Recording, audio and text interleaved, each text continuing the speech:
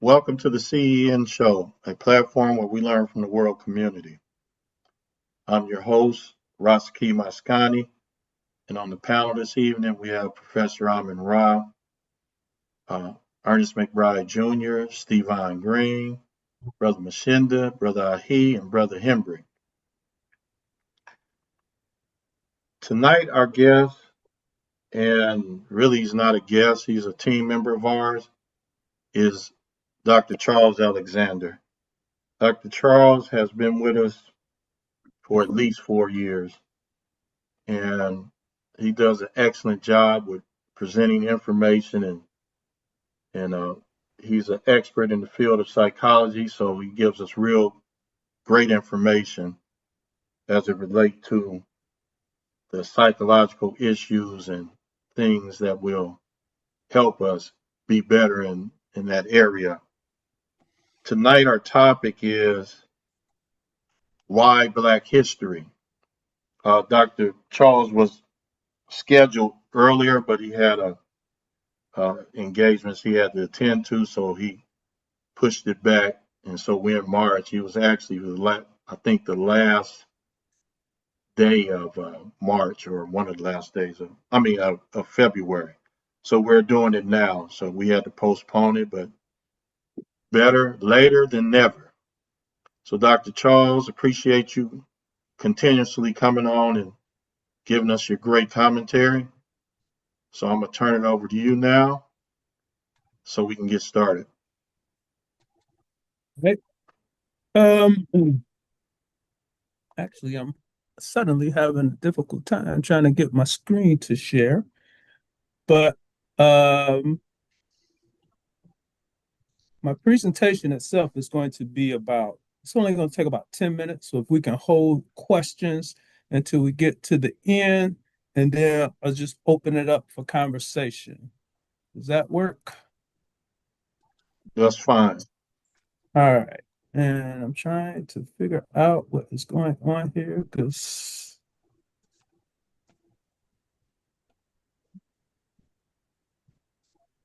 let's see. All right.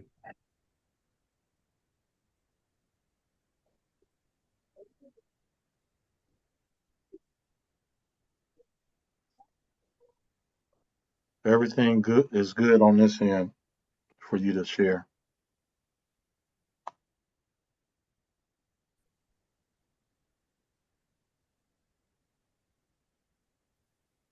Joining us is attorney Larry Fields, everyone.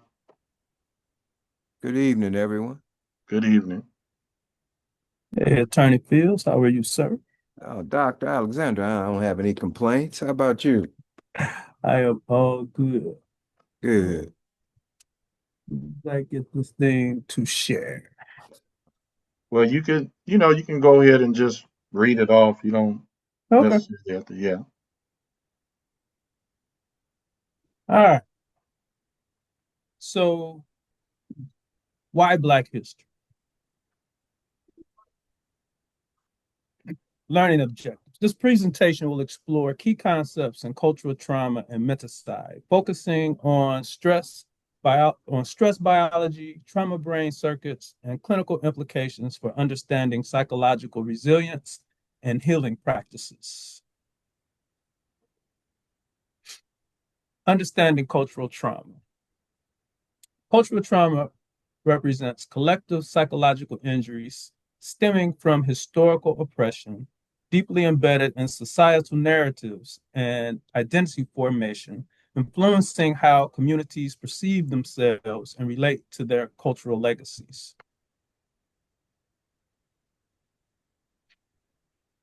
Menticide represents the systematic suppression of a group's cultural identity through various institutions, impacting their intellectual heritage and perpetuating cycles of oppression that hinder cultural growth and resilience. The multi-level model addresses structural policies, cultural narratives, biological stress systems, and identity development.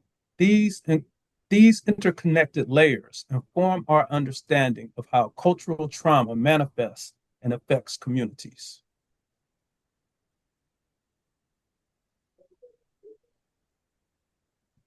Acute stress triggers adaptive responses essential for survival, while chronic stress leads to long-term dysregulation of neural systems, adversely affecting cognition and emotional regulation, impacting overall mental health and functioning.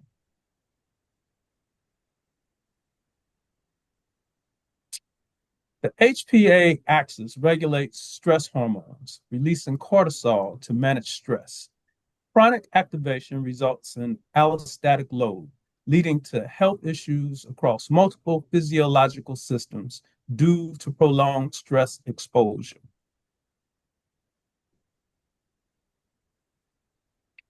Allostatic load refers to the cumulative wear on the body from prolonged stress, impacting the immune and endocrine systems, leading to significant disruptions in health and overall well-being.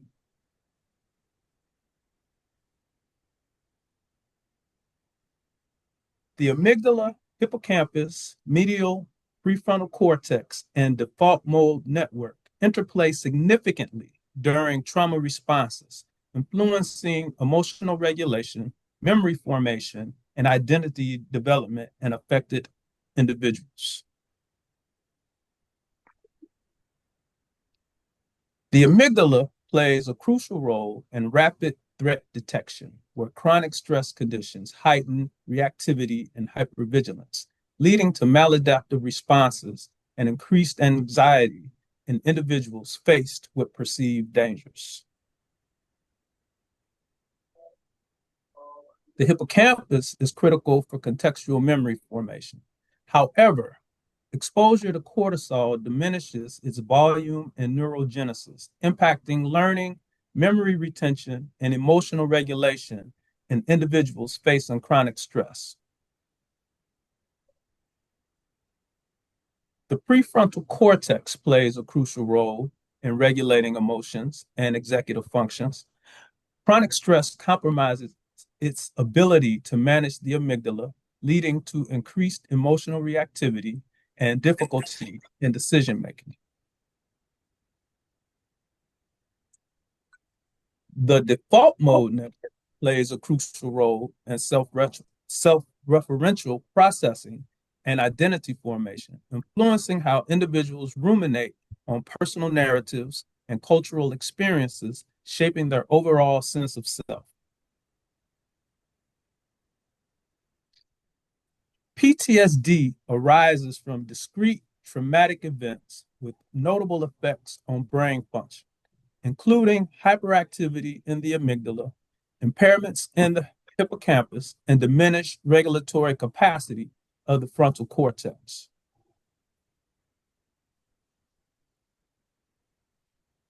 Chronic social cultural stress significantly activates stress physiology and affects identity related neural systems, leading to profound implications for mental health, community dynamics, and overall cognitive functioning across affected populations. Cultural trauma differs fundamentally. PTSD arises from specific events, while menticide emerges from systemic oppression. This distinction emphasizes the importance of understanding identity networks versus fear circuitry and trauma responses.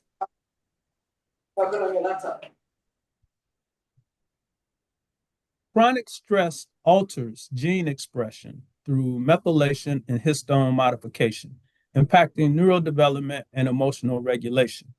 These changes can affect individuals and be transmitted across generations, influencing cultural resilience.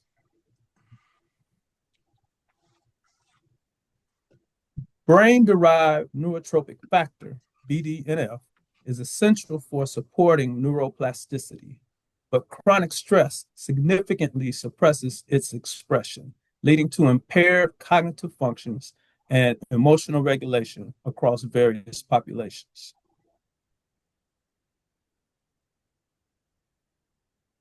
Cultural narratives and parenting styles can profoundly influence psychological health across generations, shaping identity and resilience through epigenetic mechanisms that affect how trauma is processed and expressed within families. Cultural trauma significantly impacts cognitive functioning, including attention, memory, and emotional regulation, leading to difficulties in executive functioning and increased resilience against stressors in affected individuals.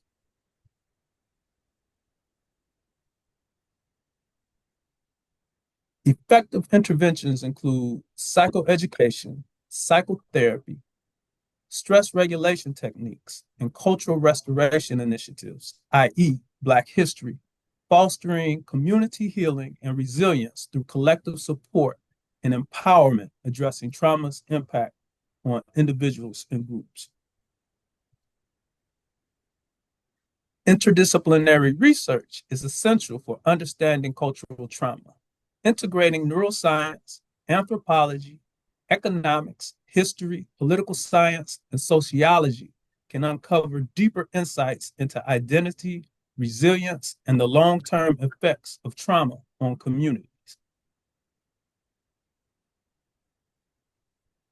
Cultural trauma profoundly affects stress biology and neural circuits, influencing identity-related networks. Understanding these connections is crucial for developing effective interventions and fostering resilience with affected communities.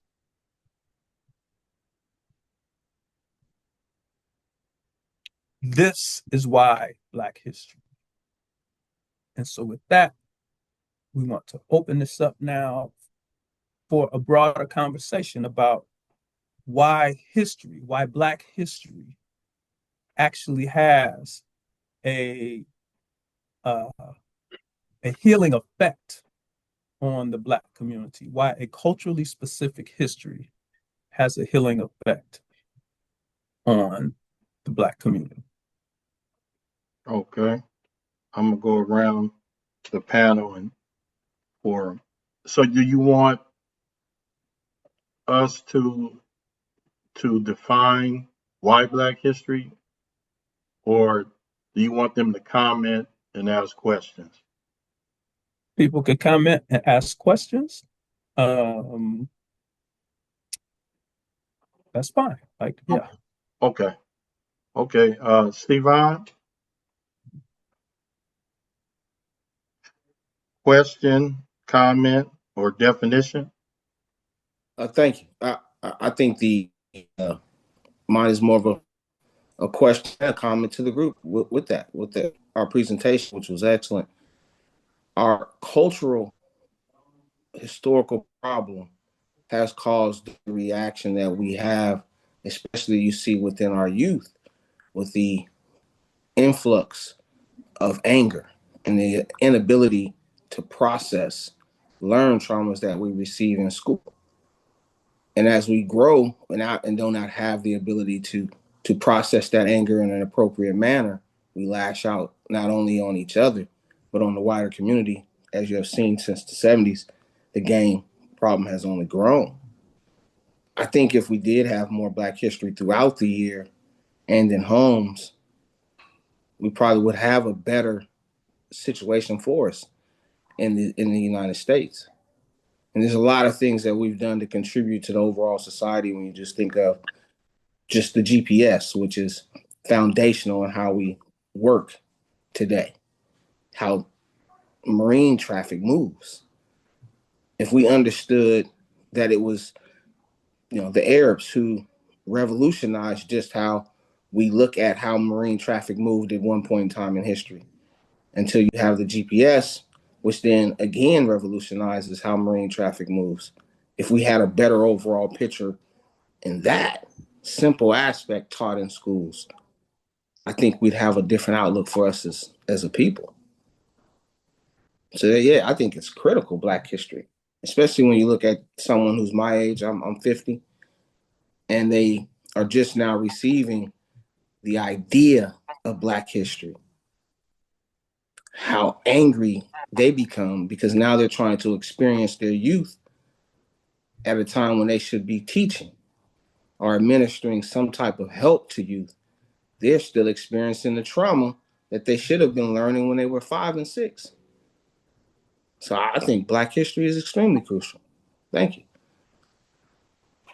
Thank you. Appreciate it. Attorney Larry Fields.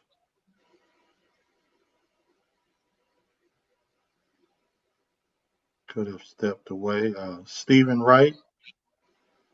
No, I'm here, but you go right ahead. I'm right here, but you go right ahead. You can come back to me. That's fine.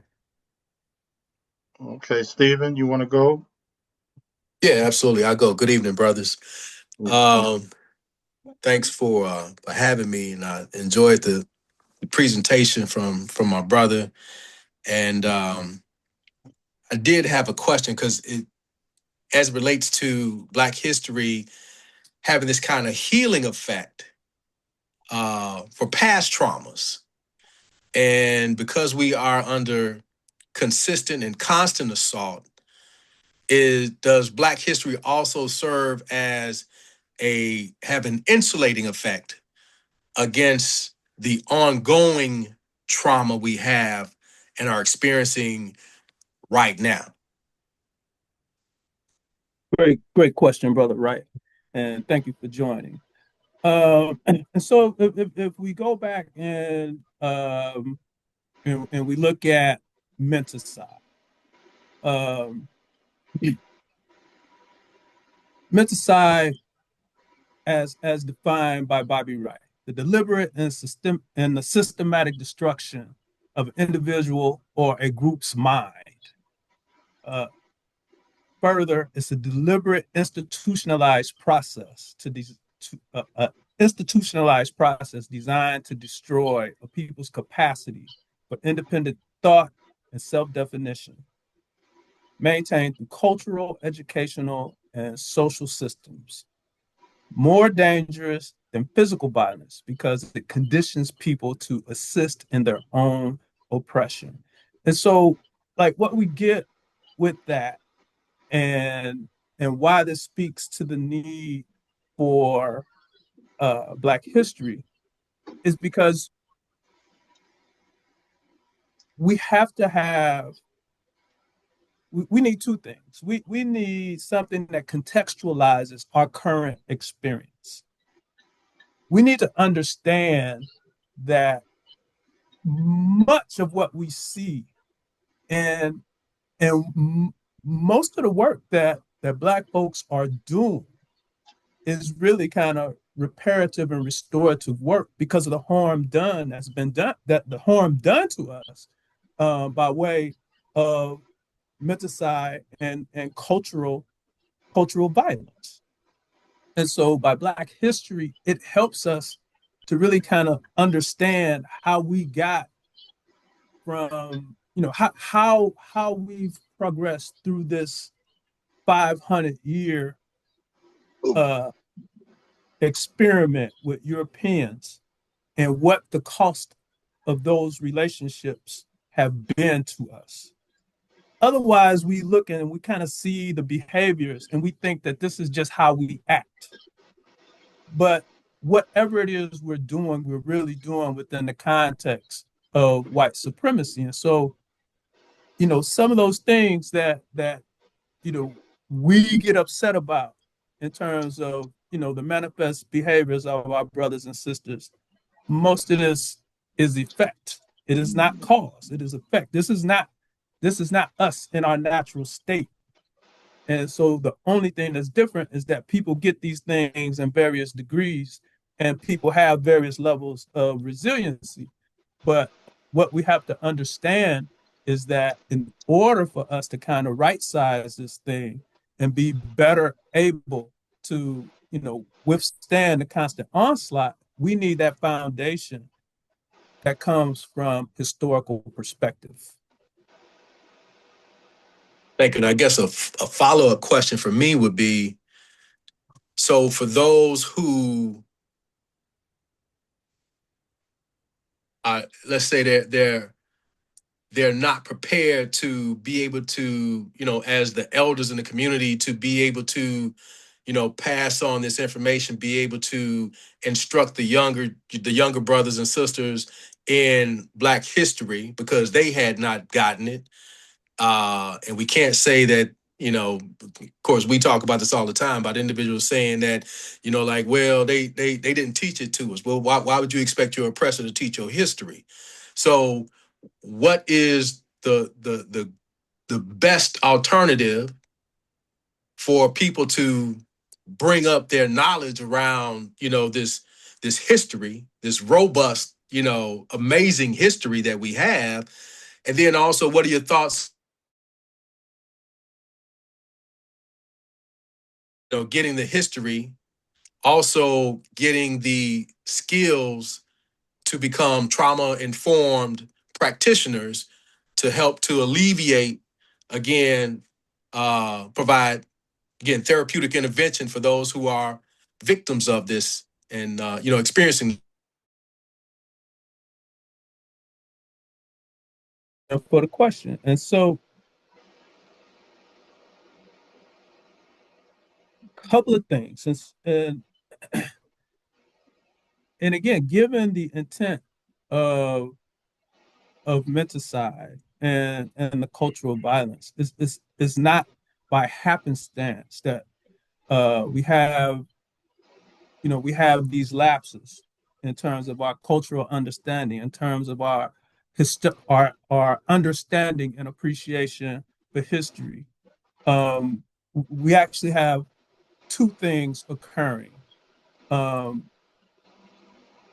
A, we know that it was never the intention of the enemy to educate us to start with, nor is it the enemy's responsibility. That becomes, that in and of itself is our responsibility. But not only was it not the intention of the enemy to educate us, it is absolutely the enemy's intention to miseducate us. And that is done by, misinformation and disinformation. Now, misinformation could just kind of happen because, because they're indifferent. It's more of a benign neglect. The disinformation is the literal propaganda that has been spewed by the enemy since forever. The constant barrage of information that we get to suggest that people of African descent are inferior. 500 years of that has an adverse impact. And so what occurs in those circumstances is that the stress of that, it impacts our neural infrastructure. And so one of the things that gets impacted is the hippocampus. And the hippocampus is how that's the part of the brain that helps us to encode and store and process information. And so in our heightened stress state, which is secondary to the oppressive conditions that we live in, our hippocampus, it can't function correctly. It can't store, it can't process. Cortisol that is secondary to our stress response actually results in some shrinkage of the hippocampus. So our memory or our ability to remember is literally decreased and compromised, both because of the misinformation and the disinformation, and because the actual physiological result of the stress hormones actually causes shrinkage.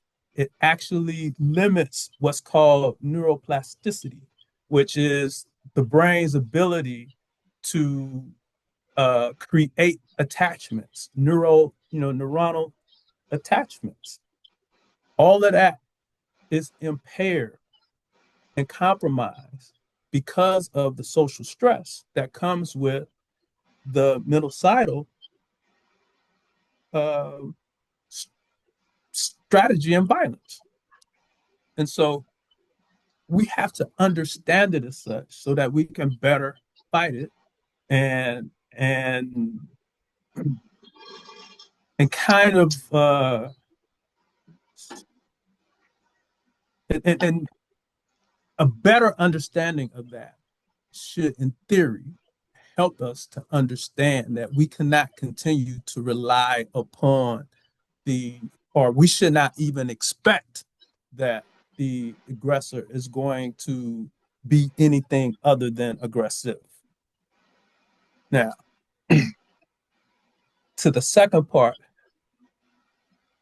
we don't have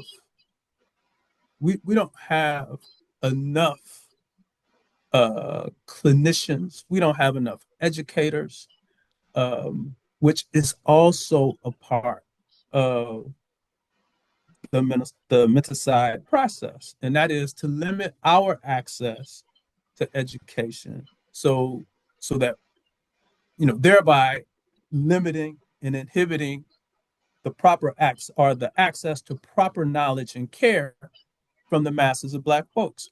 And so because of that, we have to have situations, or we have to have programs and interventions that allow us to train paraprofessionals to kind of pick up some of the slack at the level at which they could work. And so that means things like psychological first aid or mental health first aid that helps people to recognize mental health issues and to be able to provide a measure of comfort for folks that they find impacted, hopefully long enough for more formal services to be identified and those who need them, ultimately able to engage in the appropriate services. Okay. Thanks a lot for that. Attorney Larry Fields. Thank you, brother. Outstanding presentation as always, Dr. Alexander. And as I listen at this, I, I'm the question I have is this tantamount to essentially erasing someone's memory? And what what is the natural fallout if I, erase all of your memory? And what are the effects that epigenetics have in this? So is there, things that, traumatic things that are learned and not dealt with, or is there a longing to have one's feelings that are contrary to what's being broadcast to you 24/7, 365, countered, that never seem to be fulfilled, which results in on the extreme end antisocial behavior, and on the low end lack of essentially self-actualization. Great questions. And so we have a couple of things. We have a few things happening kind of simultaneously in that neurobiological space. And so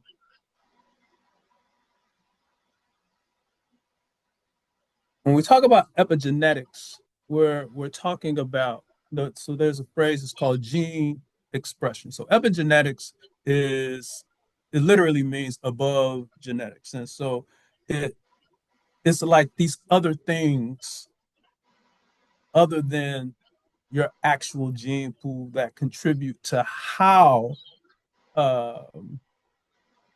genes are expressed. And so gene expression just means like there's no change. There's typically no change in your DNA as a result of uh, uh, as a result of this stress, let's say. But What does happen is that those environmental pressures impact gene expression, which just means that your body has, your genetic code is a recipe to produce you, right? And it is the representation of your um your of the folks from whom you descend, right? And so everything about you has the same genetic code. Now, environmental circumstances can impact, it won't change the DNA, but it can impact what aspects of your genes are either expressed, meaning turned on, or turned off. So suppressed and turned off. And so that can impact your ability to function in certain kind of ways. Um, because your body isn't, so the proteins aren't producing what they need to produce in order for you to do certain things, and it might impact your body's ability to fight off a particular virus. Let's say that if you were healthy otherwise, that you would be able to fight off this virus, but because of the combined effects of the cortisol and this downward pressure from the oppression from the oppressor, there are things that your body needs that may not get produced because the epigenetic response has been to, decrease the gene production or to suppress the expression, the genetic expression. And so that can be a direct result of this trauma, of this cultural trauma. And so that's one part of it. The other part of it, again, is because of the tremendous amount of stress and um, the body's, the body, the brain, we have these dysregulated states, and we could be in circumstances in which we are we are functioning as if we are always under threat, even in situations where there may not be an immediate threat, because historically there has been that. And so we're hypervigilant. And so in that hypervigilance, meaning that we are very sensitive to potential threat, because that has been the nature of our existence here. We've always come under threat. We've always come under harm from the oppressor. And so we are sensitive to even the potential of threat. And what that does, again, that triggers our stress response, which triggers the release of stress hormones, which, if they're not properly regulated and they don't go off, those things impair our functioning, our neurological functioning. And so another thing that gets impacted is a part of the brain infrastructure called the default mode network. In that space, that's where self-reflective thought comes. That is kind of fundamental to your sense of self. And so it is vulnerable to all of the neurological and the neurochemical impact of the stress and the dysregulation. And what happens is the time that you would normally spend, so what's supposed to happen with the default? Let me step back a second. What's supposed to happen in the default mode network is like that, like when you're sitting at your desk and you're imagining whatever you could be doing otherwise, and you're kind of planning uh, you're kind of planning what you might do. You're envisioning what you could be. Some people call that daydreaming, but that's really kind of default mode. That is your mind just being self-reflective, and it is thinking about you. It's thinking it may even be taking an evaluation of what you could do better, how you could get better, all of those kind of things. But under the constant pressure that causes the neuropsychological dysregulation, your thoughts aren't self-centered in that regard. Your thoughts start to be threat-centered. And so you're not having thoughts about how you get better. You're not having thoughts about even how good you actually are. You're having a disproportionate amount of thoughts about the pending doom, the pending threat, which only keeps you in the cycle because it triggers the stress response once again. So that's one part. And then the other part is a piece called theory of mind. Theory of mind is is is your ability to contemplate the thoughts and the experience of others. And what we have to realize for both default mode network and for the theory of mind, our sense of self is not solely an I. Our sense of self is a collective sense of self. So we have a I, a we, a us, right? There's a word called weusi that literally is spelled, we us I, or we us I, weusi, and in Black psychology we have weusi anxiety, and that's kind of the collective anxiety that we have about ourselves at the individual level and kind of collectively. And so again, when we have this dysregulation,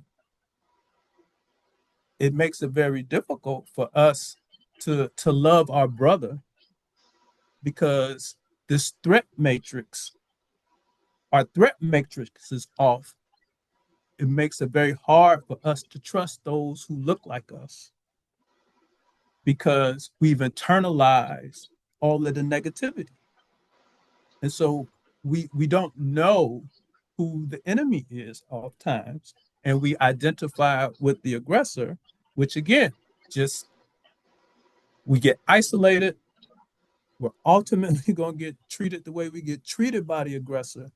And so once again, we're back in that same space where all we're doing is driving, again, that stress reaction, which keeps us separate and apart.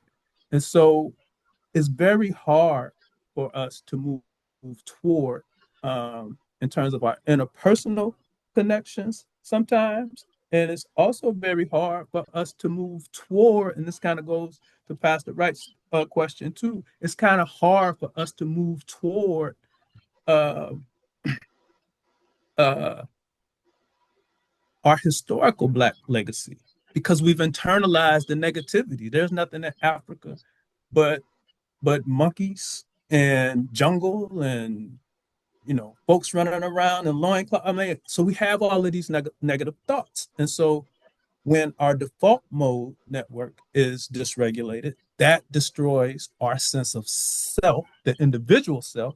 And when our theory of mind is dysregulated, that destroys our collective self, our sense of collective self. And so we find ourselves kind of stranded in these places, overwhelmed, stressed out, and becoming increasingly unhealthy otherwise, because all that cortisol and adrenaline, it also destroys our immune system. And so that too is why we're vulnerable to to cancer. That's why we're vulnerable to high blood pressure. We're vulnerable to high blood pressure because the stress hormones increase our blood pressure, because it's trying to prepare us to fight or flight. But if that thing never turns off, it's just steadily pumping pumping those neurochemicals, and it's making your heart work harder.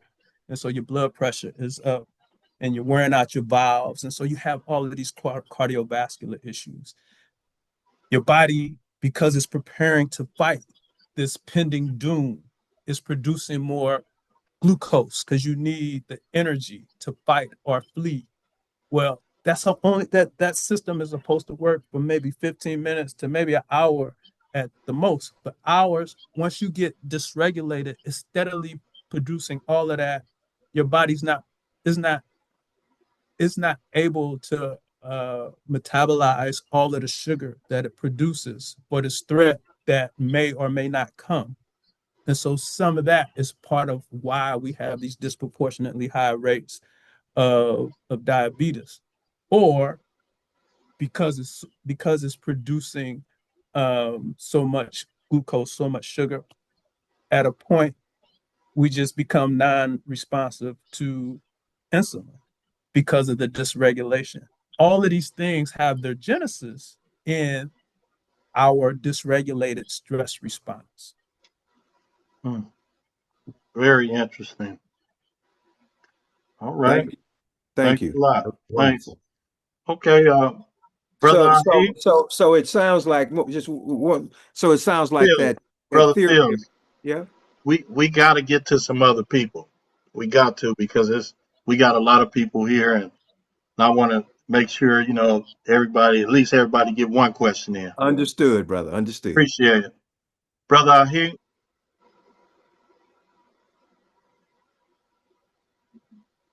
Are you there? Yes, yes, I am here. Just a quick question for the brother. You're talking about stress and the trauma that it induces on the body, and I just wanted to know genetically, our ancestors. I'm talking about the ones who were enslaved, prior to this, who were really under a lot of stress. Is some of the uh, trauma passed down genetically, manifest itself in who and what we are even today? That's Yes, my and that's question. what we. Yes, great question, brother Ahid, and that's what we get. The epigenetics, um, and so a large part of it though is kind of more learned behavior. Is what children learn from observing adults respond to the constant pressure. And so, and again, this the dysregulation and uh, the constant release of the stress hormones, those things also impact what how our genes are expressed. Again, and that's what epigenetics is about. And so you end up with sensitivities to certain things that you may not if you were healthy otherwise. And so you can have a heightened sense of anxiety because your body is set for because of the dysregulation, your body is set and it's kind of stuck in this threat matrix.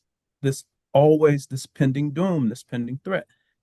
That impacts how your body produces all of the proteins that how the proteins are expressed or how the genes are expressed based on what proteins are um, are being built or are being signaled to produce or not. And so after years and years and years of this, we get kind of we literally we get behaviorally conditioned, and there's a degree to which our bodies are conditioned based on the stress. And then when you add to that there are just disparities in terms of what we have access to otherwise, you know, that's just a greater stressor. And so if we could, if more of us could get into spaces where we can like literally relax and restore, then, if we can create the situations to quiet the mind so that over time, our bodies can get back to what would literally be homeostasis. Um, and so we can come out of fight or flight, which is the sympathetic response, and get into the parasympathetic response, which is rest and digest. If we can get to those spaces where we can have that restorative time, you know, that's just healthier for us all the way around. And so, and in that space, we can look more clearly at what's happening. Because yes, there are some things that are vestiges from, uh, how the ancestors were treated, but the fact of the matter is, this thing has never ended. So we come out of enslavement, and then we have Reconstruction, and we have the Nadir, and then we have Jim Crow, and we have whatever we're calling this thing now. All of it is white supremacy.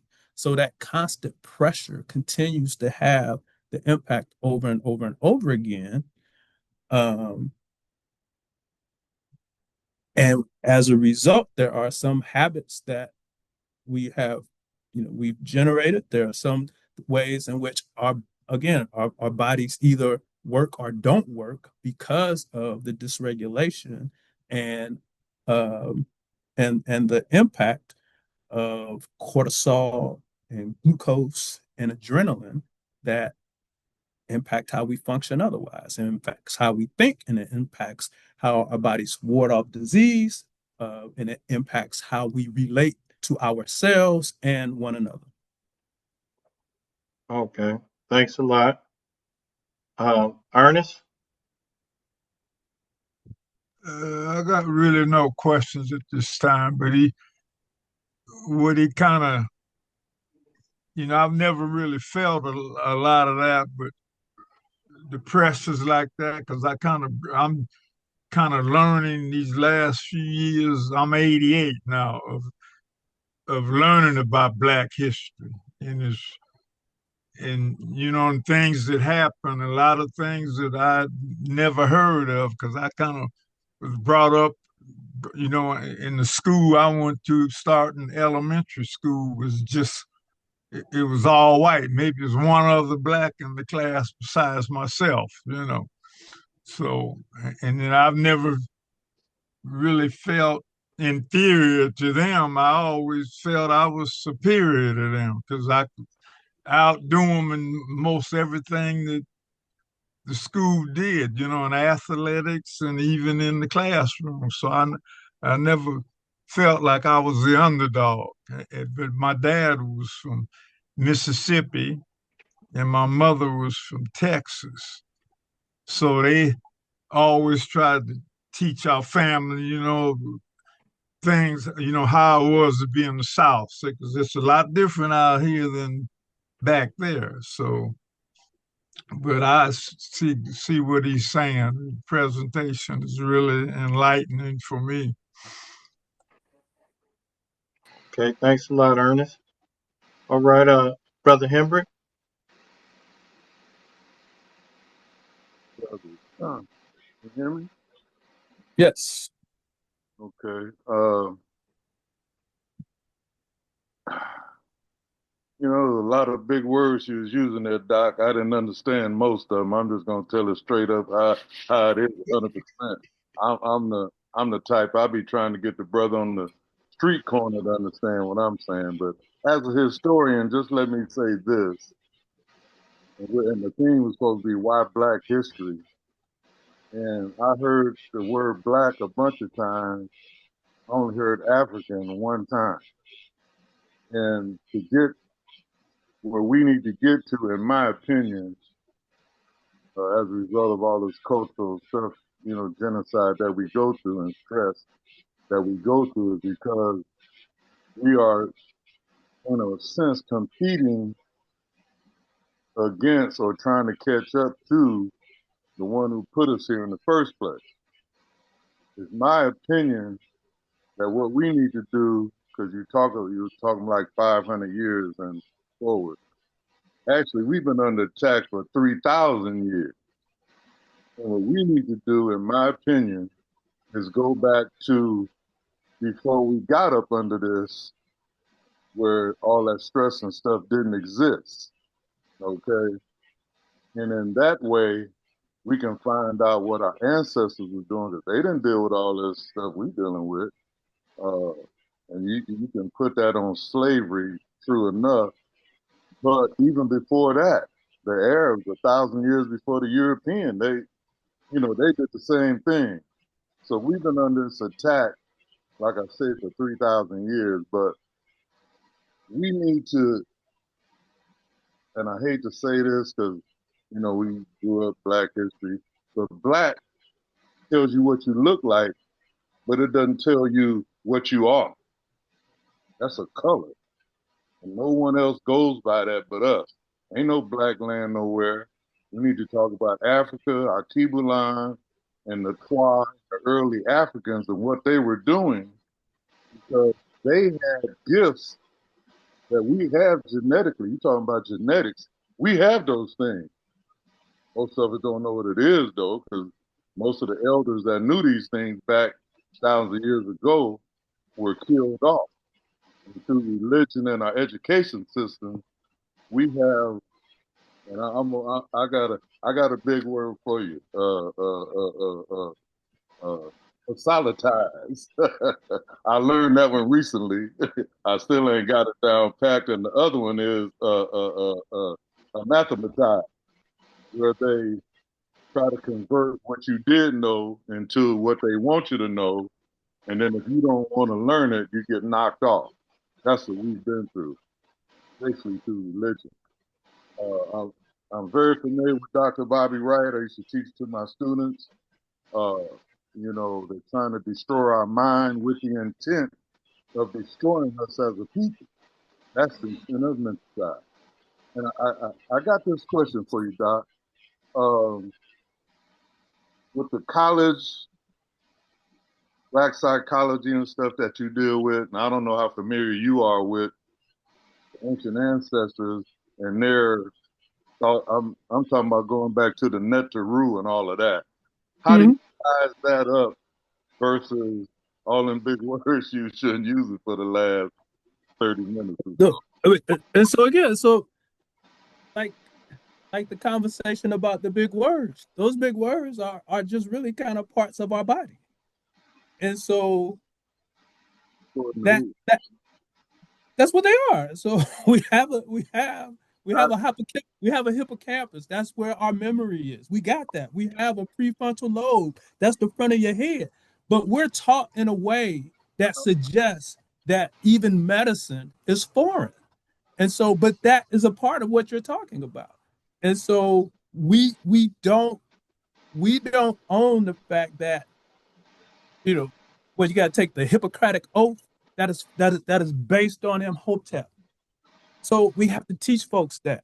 But many of us don't have an appreciation for that because of, again, the constant pressure and the misinformation and the disinformation. And so I'm agreeing with you 100%. You got to read Dr. Ben. You got to read Chancellor Williams. You got to understand how we got from Kemet back into the Sudan and then back across to the West Coast. And that too was a result of the constant pressure. That is what the story of the destruction of Black civilization is about, that Chancellor Williams writes about. And so we have to teach folks that this has been a long and drawn out and intense battle with the enemy. But to your point, there was a time before that. And there are things about that we could benefit from. Some of those things we need to do, some of those things we don't need to do. But we first and foremost, we have to be open and receptive to that knowledge so that again, those things that we can leverage those things today, and we can have a better sense of self that would then ultimately result in us having a better sense and love for each other. Okay, so Joe, let's get to the other few people, and then we'll circle back if we got enough time, because we got a few people here I want to get to. All right, thanks for that. Olumenji, Yes, okay, yes. Can you hear me? yes. Uh, I'd like to thank Dr. Alexander for his excellent presentation. I Thank would you, just Bob. like to make a couple comments for your consideration. Excuse It's me. not a Can you pronounce your name for me so I can say it right? yes. It's Olumenji. Olumenji. Okay, thank you. Yes. It's not a criticism. It's more of a suggestion. Uh, we use the word stress, and I understand the context in which Dr. Alexander is using it. But I would suggest that when you look at our situation, yes, it's more distress, which is pathogenic, because our distress is long term, going back for as long as we've had to deal with the enemy, and it's holistic. The word stress was created by a guy by the name of Hans Sawyer, who used to have a piece out of Texas, and he wrote a number of pieces on stress. What he proposed was the word stress as an erosion of how your body functions over time. You can have stress and be happy. There's some people that just get so overwhelmed over something that was positive for them. But also, you can have stress on the negative. But extreme stress always produces some form of uh, pathogenic, and it's not a big word. Pathos meaning disease, genic meaning uh, uh, the growth of or the development of. They used to have a notion of medicine called psychosomatic. So I just want to add that for your consideration. It adds more, I think, depth to conversations when we deal with the idea of duress or distress and duress, because this deals with the pressure that you would, because when you're battling or when you're running, you're under pressure, the pressure to survive.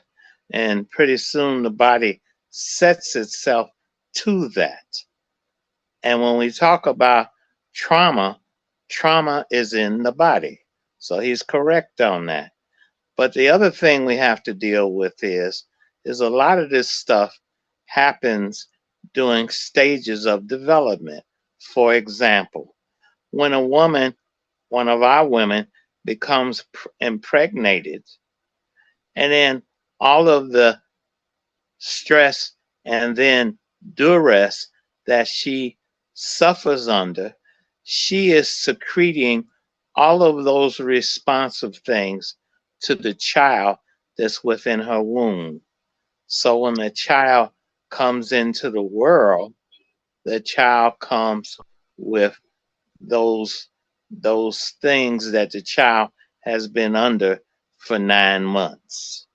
Then you have to look at the child as the child goes through the first stage, and that is childhood, when it's out in neighborhoods or environments that are hostile to that child due to who that child is. Then when they get into the next form of evolution is where the child now becomes what Europeans call adolescence, which is really the beginning of young adulthood, because young people, 13, 14, 15, 16, 17, they now have the capacity to manifest children, whether we like it or not, because they're beginning to experiment with sexuality. But also during that time, their body is changing.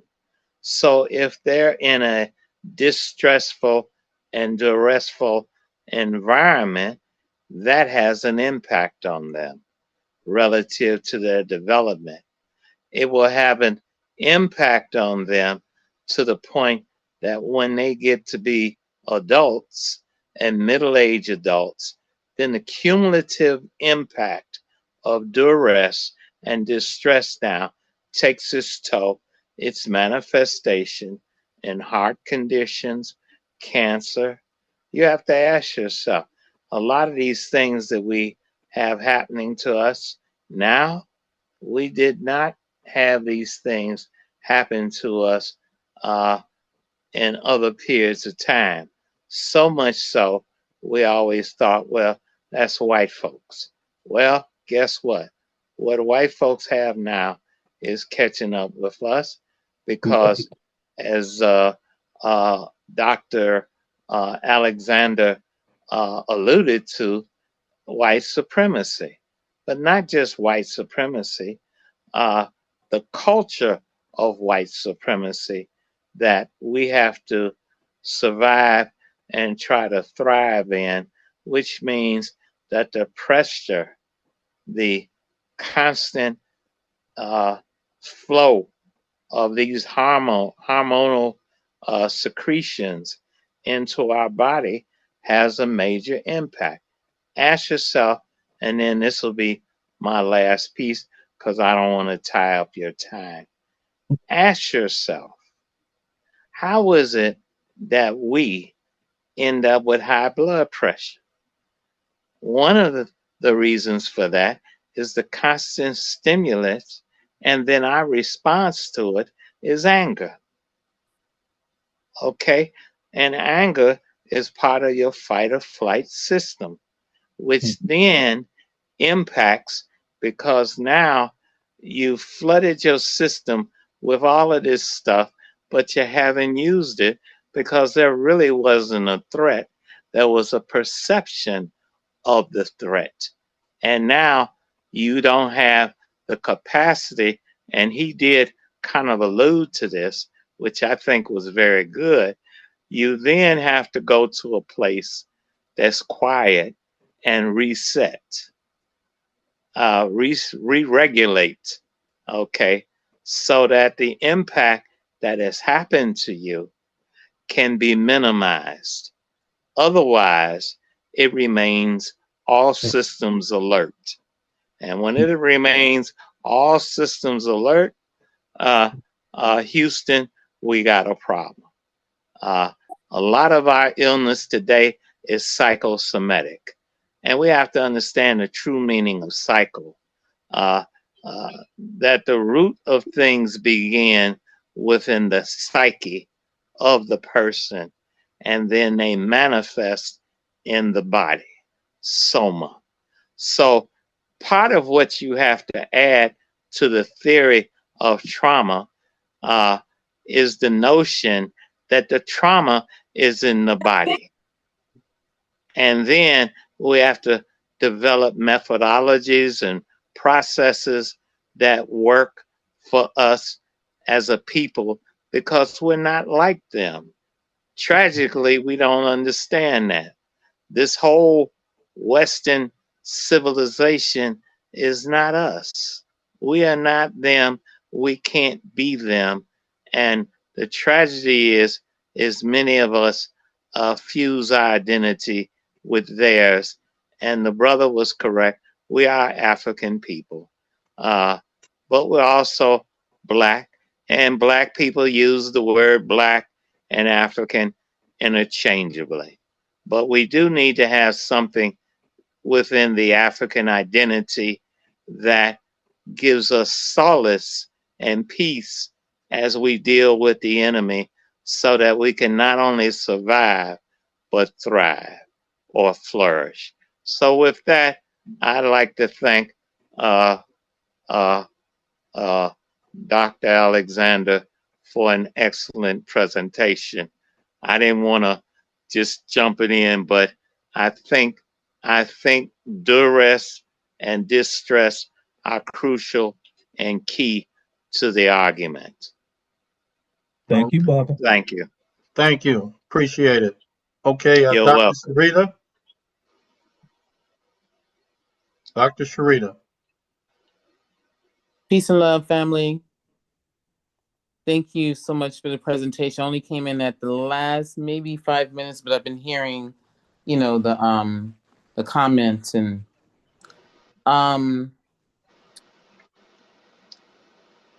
I think all my life I kind of grew up in this movement. I'm a child of the movement, and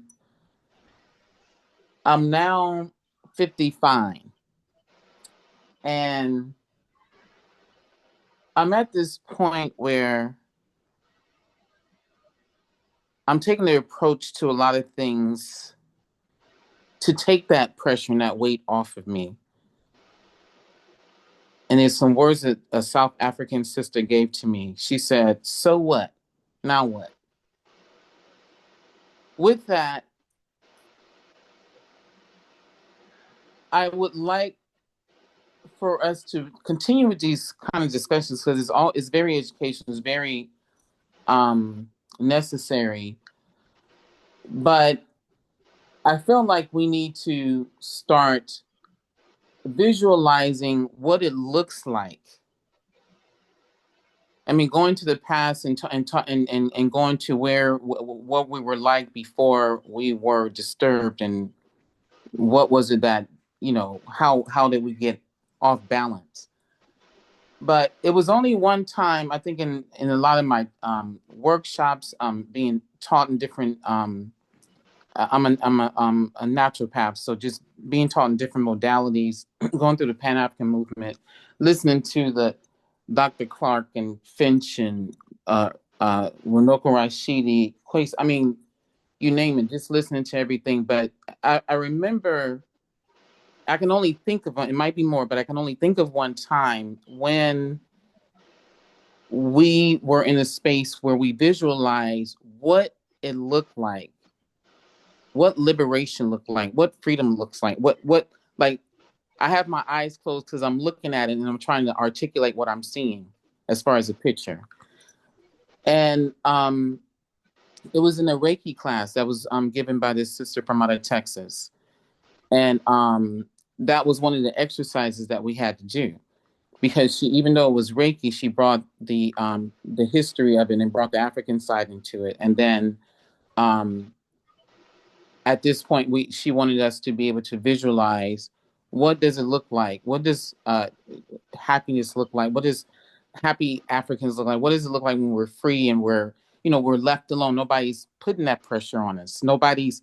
And so with that, because of a lot of pressure that, I mean, you guys don't know me, but I have a lot of responsibility, a lot of pressure, and I deal with a lot of distress, and duress.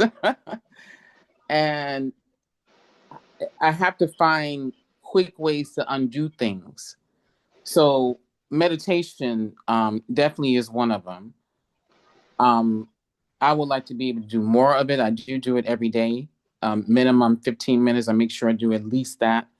But, I would like to be able to get into, even doing 3 hours, and I feel like that's one of the things that you can do. And the visualization is to undo that stress, because when we went through that exercise, I think it might've been maybe 30 minutes. I think altogether we stopped and she took out, I think we took out maybe 5 minutes to just trying to visualize. And then each person got a chance to articulate what they, what they came up with. And I remember just a lot of pressure, a lot of stress, just a lot of, and that's what Reiki is supposed to be about, is about balance and energy. And I just remember just so much stress. And then I think back, I was like, and all the teachings and all the different, even my father, all these, I don't really remember us doing that. Like what, so we know what the problem is, was like, but what does it look like? What does liberation really look like? What do we look like? Like if that happened right now, when this oppressor just said, okay, they can't do anymore. They're done. Their time is up anyway. But when it's done, it's done. So what does that look like? And I just wanted to, and I'm not asking every person on the call, but I would like a few people just to give me their vision or their idea of what that looks like, as far as us not going through all of this. What, because we talk about what we don't want, but what do we want? And then what does it look like? I feel like we talk about these things so much that the solution part is not there, or is not, is only 25% of the conversation. And Okay, so Dr. yeah, so I just would like, I'm just, asking. Dr. Sharita, Yes. I appreciate that, and that's a good way to look at some things. I guess that's goal setting or, projecting. So, Professor Ra, I want to go to you on answering that. And then I want to go to you, Dr. Charles, in answering that question that she just proposed. Please. Go ahead, Professor Ra. Did you leave, Professor Ra? Okay, let's go to Dr. I'm here. Okay, Yeah. can you answer that? What does liberation look like? What does reparations look like? Liberation. Liberation? Well, Free Africans. yeah, for all African people, freedom to be ourselves. I mean, we got so many different acculturational aspects to us. Maybe be African in Brazil, or black person in Brazil, or one in Haiti, or one in Jamaica, or one on the continent. I mean, you learn from the history and the environment that you're in. And so the whole struggle for freedom, as Haji Malcolm X would say, is human rights, a right to be human, a right to be uh, from our own cultural dynamic as an African people. It's like you can't walk into an interview generally with your African clothes on or natural. You in this country, but maybe in another country you could. It depends on that, but the point is that we want the struggle. It's always been about. There's two parts to the struggle. There was the civil rights, which was fighting against the laws, as Attorney Fields would say, and you deal with race laws and black codes and restrictive laws to us as a people, different color shades, restrictiveness. But our struggle is always our right to be ourselves and to be able to define, defend, and develop ourselves. Because you learn from your environment that people will take advantage of you and take you and sell you and enslave you or do things to you. So you have to be able to defend yourself from a group standpoint. But and those cells are, I think, the continent of Africa, and then on the continent of Africa, that's one of the most diverse continents of people and cultures on the planet. If you go into as you know, Dr. Sharita, if you go into what they call the southern areas or the areas where the Aboriginal culture has not been disturbed, you see all kinds of different things and lifestyle. People eating monkey knuckles and gathering food. And depending on if they're sedentary or if they by the water, they're non-athletic people. If they by the desert, You know, all those things play a role in our right to be ourselves. But what happens is you have people that would come and try to impose their uh, uh, oppression and exploitation of you for their own benefit. I mean, you know, and they call it a slave trade, but it wasn't a slave trade; it was human trafficking and human genocide. You know, genocide is not only them killing you, but getting you to destroy yourself by being in an environment of coming up with the violence. But that'd be my answer. Okay, I appreciate You that. know, but I did have some stuff with Dr. Charles when you get a chance, Rashaki. Okay, I want him to answer that, and then we'll come to that question. Dr. Charles, what do liberation look like? What do freedom look like? All of that. What do it look like? It starts at a very individual base because, again, you have to be able to quiet the mind so that you can even get back to the space where you can be self-reflective. If it's uh, we're not really built in a way. I mean, this is just like neurological science. It's like if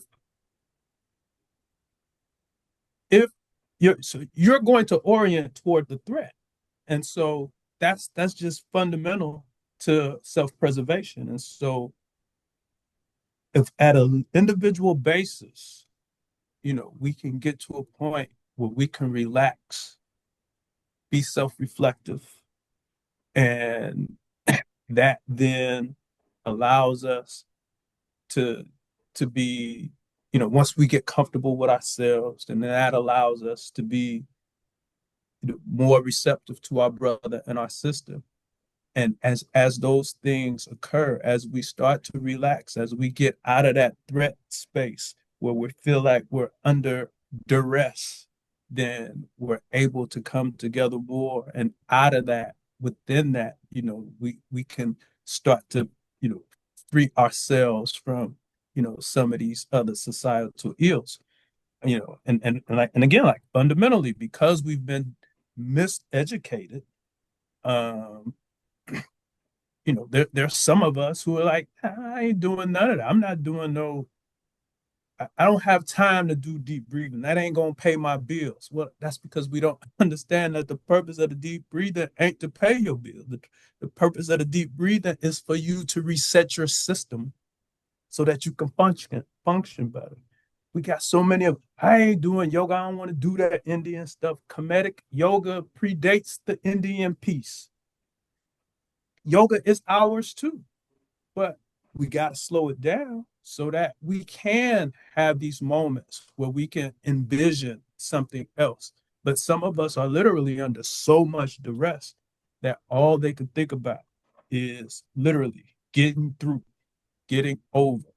And so that thing does start at a very individual basis. Then that's just that fundamental ability to kind of reset. And then that makes you better able to connect and be reflective and connect some more. And then you can envision what freedom looks like. You can envision a better day. And so that's just part of the process, is to quiet the brain. Okay, now that I've been kind of marinating a piece that I'm gonna deal with called economics, and it's sounding like there's we see economics as a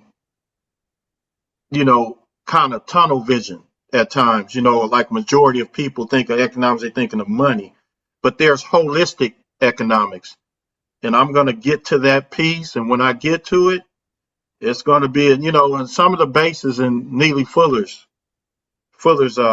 definition of economics, which is time and energy.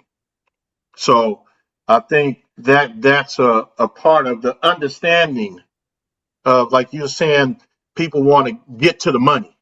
I can't do this because I need to make this money. But they're not realizing that it's not all about that, just that. And when you stated that, it's more holistic because you're spending internally. And then if you overspend internally, that becomes an issue. So now let's go back to Professor Rob. Professor Rob, what was your question for I have about 2 or 3 quick questions. Rob? We got Well, go ahead. I can do it another time. Then I can Oh, do it. no, we get the one Go ahead. question in. Get the Well, one question in. well, I'm not a one question guy, so you can go. Ah, Yeah, I'm not let's like. Okay, go, because brother. I want to get back to Hembrick, and I also want to get back to Larry Fields. But go ahead. We extend it as long as you guys want to stay. We extend it. I'll defer my time to Dr. Rahh. All right, thank you, Attorney Field.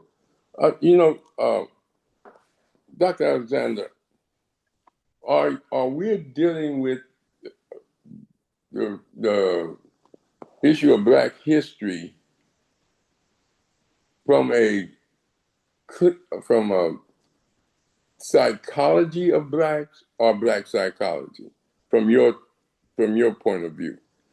And is there a difference between, from your point of view as a professional in psychology, is there a difference between the psychology of blacks and Black psychology? Yes. Great question.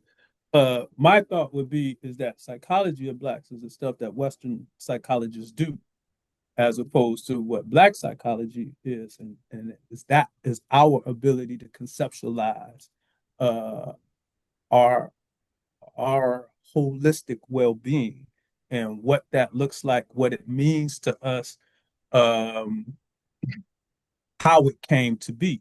And that's where the history part comes in, because there are so many things about us that we don't know why we do this. And I was having breakfast today with Pastor Wright, who's on the phone. We were talking about like language patterns and how we get all caught up in how people pronounce things. Some things we just can't pronounce. The majority of us can't, because culturally, this is eons. We don't That's have some of these. We don't have some of these consonant blends in our language patterns, and so some of us can't do th. That th is gonna come out d. It ain't gonna come out v. And so, but you hate your brother who talks like that, them and they and those. You hate that brother, but really, he's very, very, very culturally consistent.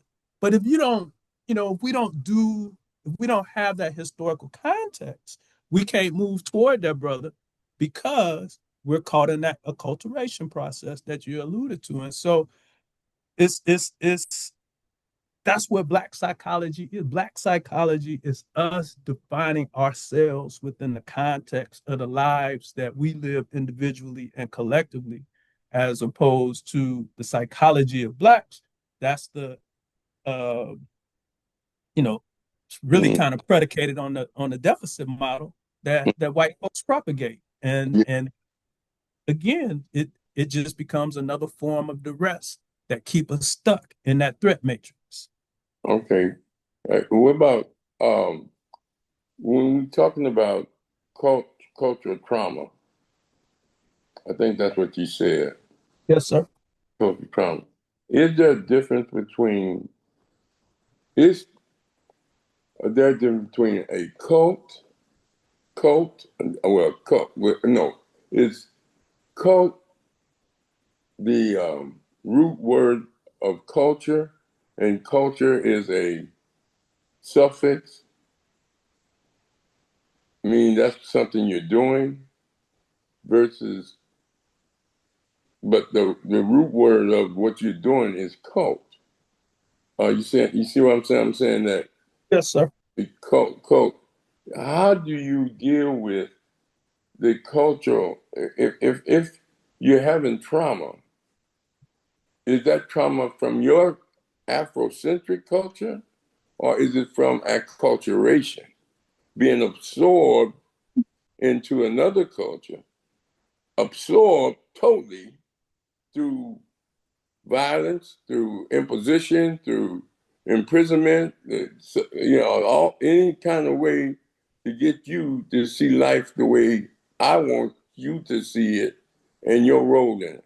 How do you respond to the word cult versus culture? Because some people say when you use the word cult, they think you talking about somebody, eating, walking on fire or something, doing, some nefarious versus that it's just the root word of culture. And another great question, Barbara. And so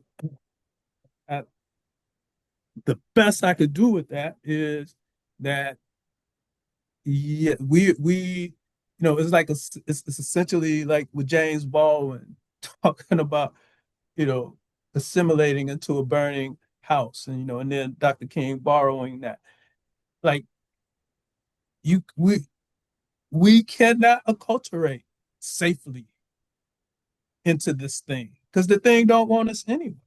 And so again, that just continues to drive things. And there's a degree to which it in our pursuit of it, it is kind of cultish, and it is against our culture, it's against our nature, and so another one I kind of ascribe to Diop's two cradle theory. We two different people. I mean, we lions, they hyenas. We are a collective and a cooperative people. They are and we are xenophiles, they are xenophobes. And so anything that you do to intentionally move towards that, i.e., acculturation, you do so at your own expense. Mm-hmm. And so, but you got to understand it, right? And so, again, it gets kind of hard to understand it and appreciate it because of all of the downward pressure and how some of those things that have like so we take the let's say we take the mega church, for example. Church it's been a place of of solace, but now it is chasing after that same dollar that Brother Rashaki was talking about. That dollar is a means to an end. It ain't an end in and of itself.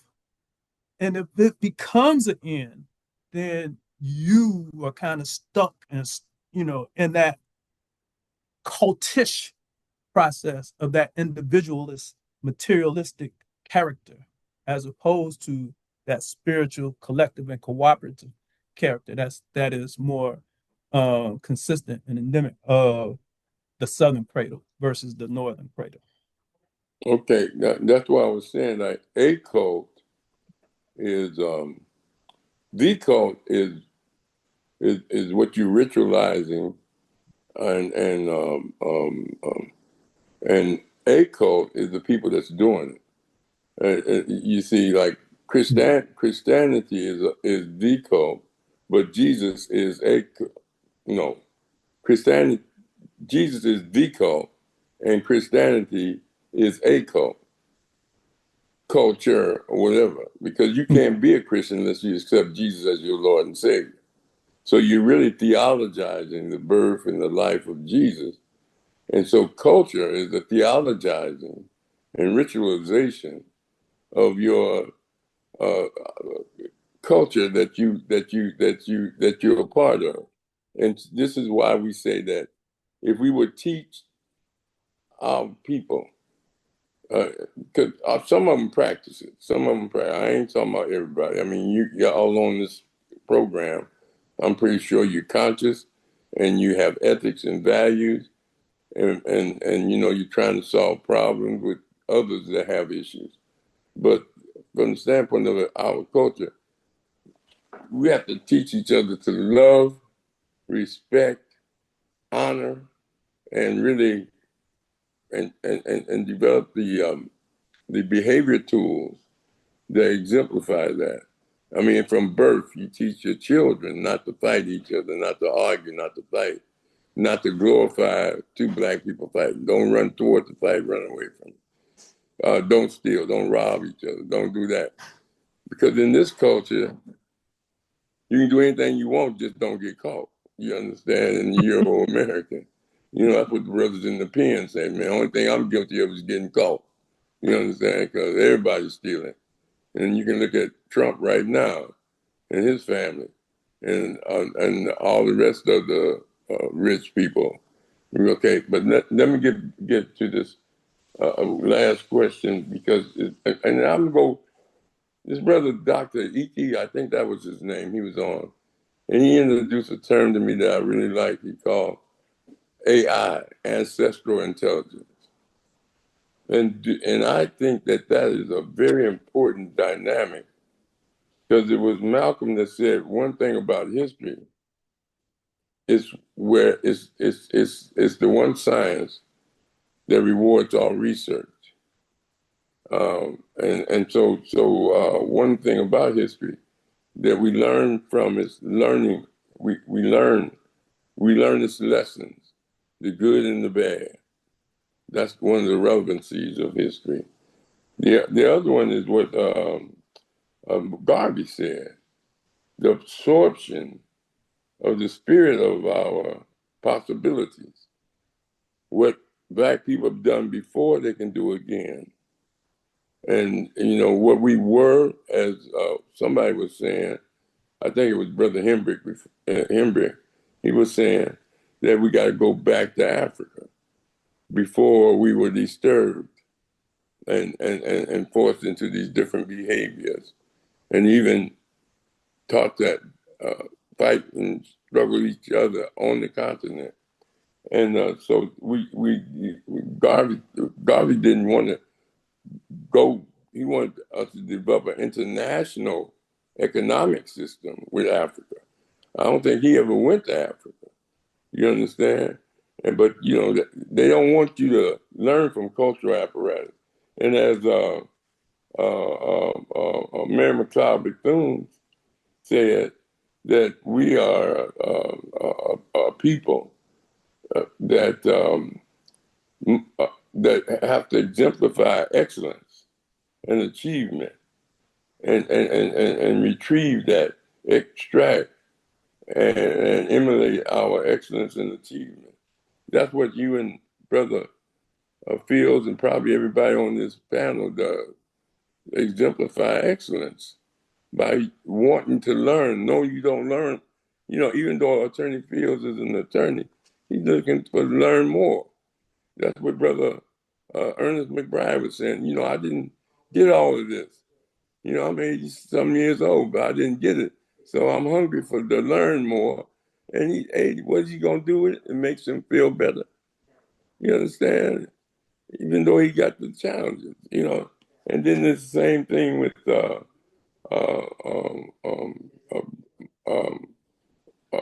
fourth thing is the practice, the morality of remembrance. You know, I think it was Dr. Robert Johnson, Jones, it may have been Jones, wrote the book Black Psychology. And he talked about, I think it was Wade Noble, all I'm talking about, as long as you remember, you live. Reginald Jones? Yeah, Reginald Jones, Black Psychology, Volume 1 and 2. And they talked about that. I think Cedric X them, they talked about Zambini and the other time zone. And that's why we be late sometimes, because, you know, we're in a different time zone, you understand? I think, and Dr. Karenga, he said this: the key crisis in Black life is a cultural crisis of values and views. And the reason he was attacked so much is that many Black people in the 60s, I was in there swinging and throwing it. I did my 45 days in juvenile hall in 1965 for my participation in the rebellion. But he said this. Yeah, I mean, it is so much beauty in our lessons and learning that the key crisis in Black life is a cultural crisis. So what they demonize Maulana, because they don't want people to change their lifestyle. The Panthers wanted to have a 10-point program. Then there were economic nationalists. You know, Claude Anderson is talking about it now, but we had economic nationalists. All they wanted was money, but they wanted to be just like white people with it. They didn't want to, you know, that's why many of the middle class, working class, moved out the community as soon as they got the money, you know, instead of staying there and being a rich resource and an example for the young.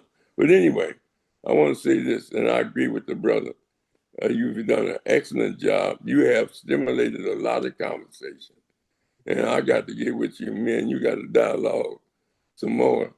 But I really appreciate your presentation and everything that you said. And wishing everybody on the line blessings without numbers and all good things without end. All right, Rashaki. Thank you, Rahh. And with that ancestral intelligence, and so if we go to Ghana, and we go to the Akan people, they have the African self, and the African self is comprised of the Okra, that's the infinite, and we have the Sansun. The Sansun is that ancestral knowledge. That's our ancestral wisdom. And then you were speaking about the spirit. That's the Intoro. That's the father. That's the father's spirit. And then we have the mother's blood. And those four things, those things make the African self. And that one comes out of that collective. And so that's that way you see that I was talking about before. And but you gotta be able to quiet this thing down so that we can get into that space where we can be self-reflective, where we can revere the history, as you were talking about with brother Reginald, with Cedric X and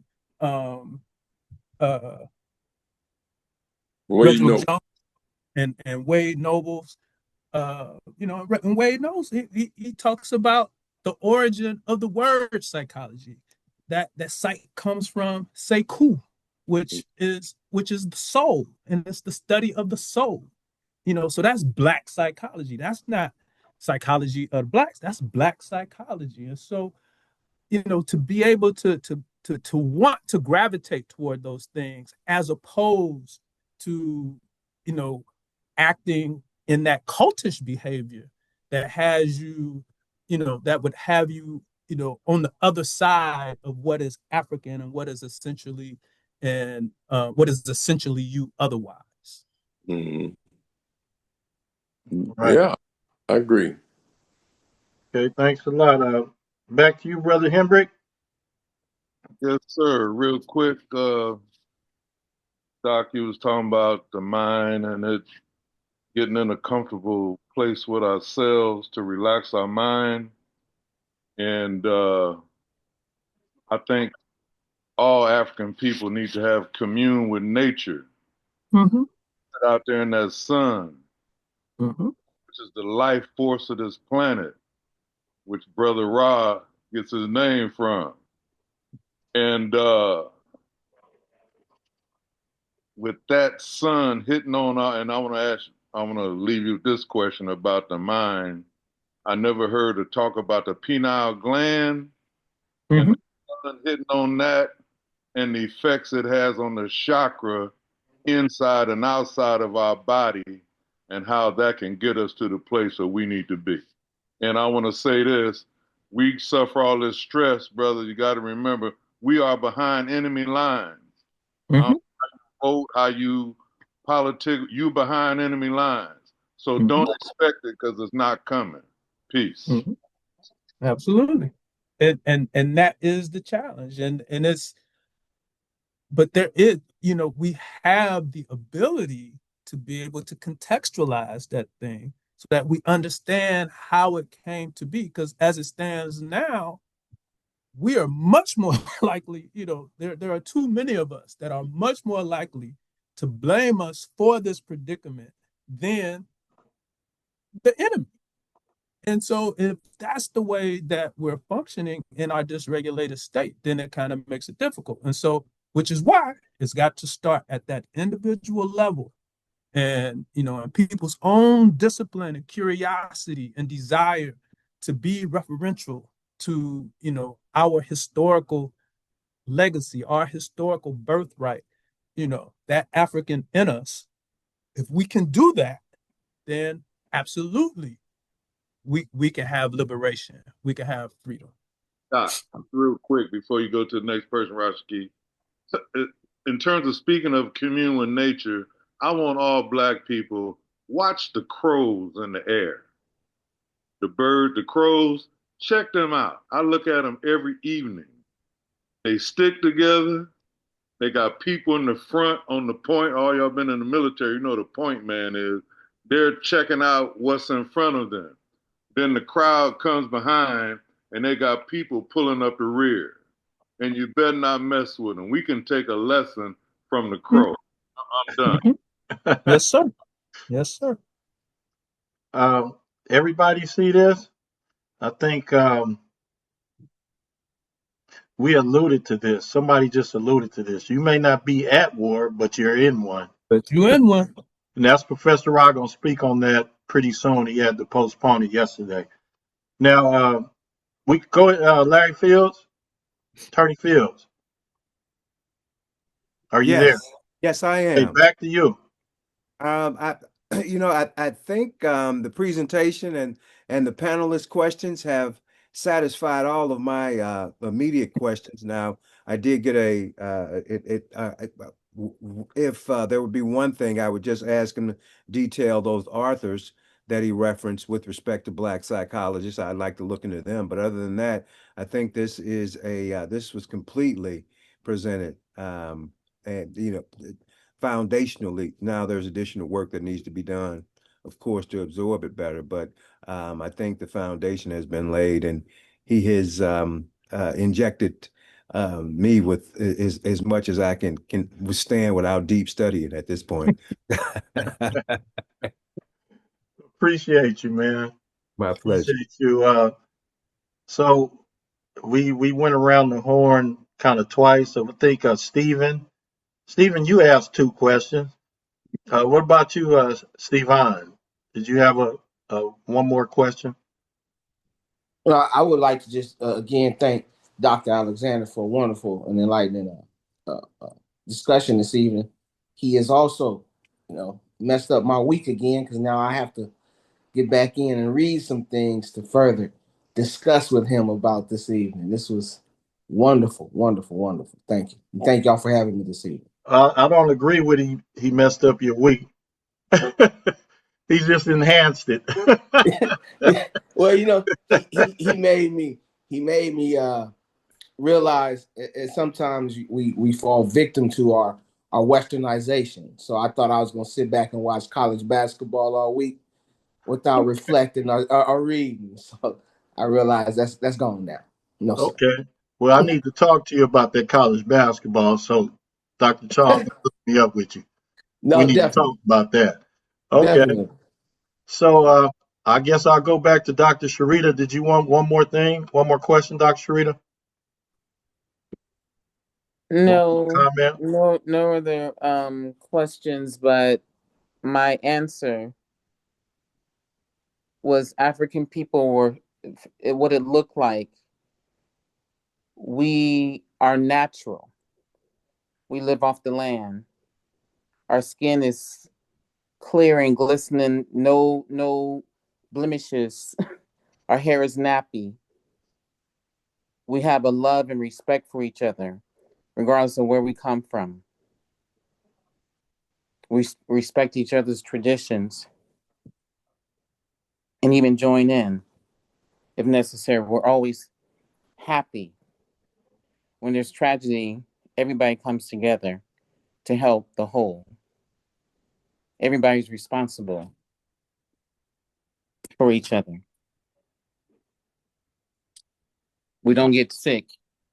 We know our bodies. I think Dr. Alexander was trying to, we're using this word allude tonight, allude to that.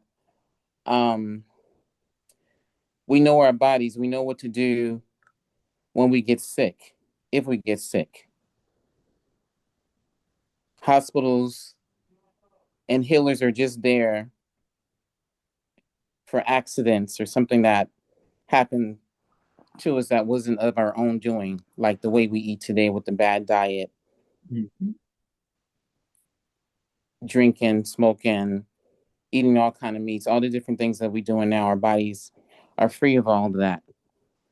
So when I was saying what it looked like, that's what I was alluding to as far as creating a vision.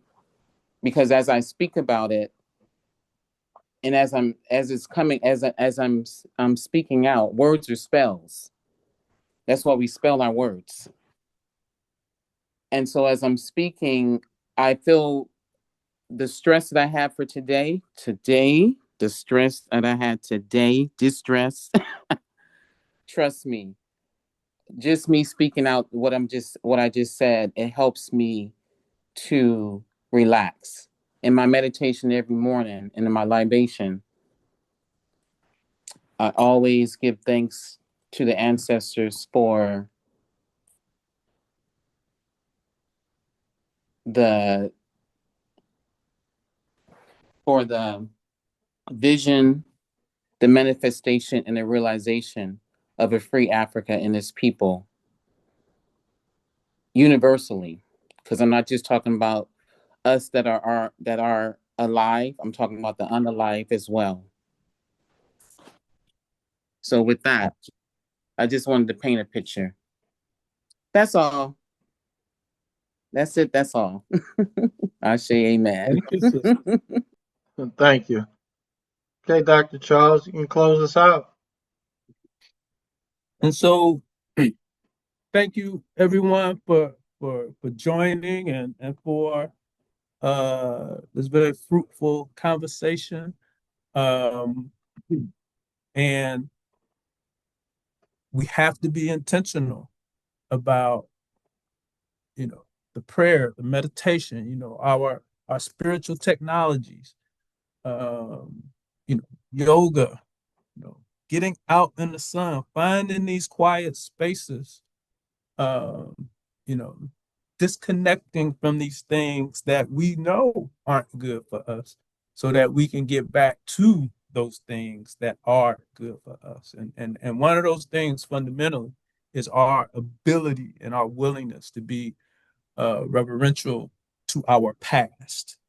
And not for the romantic notions, but for the lessons that can be learned and leveraged for us to move forward. So I thank you. Yeah, thank you, Brother Rashaki, for the opportunity. And I thank all of the elders on the phone, on the line, as well as my peers for the evening. Appreciate you, Dr. Charles Alexander, and everybody else that showed up this evening.